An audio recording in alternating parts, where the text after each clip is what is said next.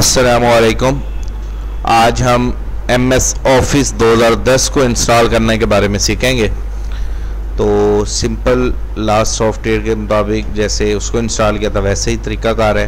The PC में जाएं, ड्राइवरी जहाँ पे आपके सॉफ्टवेयर मौजूद हों सॉफ्टवेयर में जाएं, MS ऑफिस 2010 इस सॉफ्टवेयर पर डबल क्लिक करें तो ये हमारे सॉफ्टवेयर मौजूद है। ये सेटअप लास्ट में मौजूद है, इस पर डबल क्लिक करें, यस। और जैसे ये सेटअप स्टार्ट होगा नेक्स्ट कर देंगे हम इसको। ये इंस्टॉल नाउ पे क्लिक करें तो ये 5 से 10 मिनट या आपके सिस्टम की स्पीड पे डिपेंड करता है ये कितना टाइम लेता है। जैसे ये टाइम कवर अप करेगा ये मुकम्मल होगा और उसके बाद हमारा MS ऑफिस सॉफ्टवेयर इंस्टॉल हो जाएगा। और इसके बाद हम सीखेंगे MS ऑफिस के सॉफ्टवेयर के आइकन्स को डेस्कटॉप पर किस तरह से लाते हैं और आगे बकिया स्टेप्स।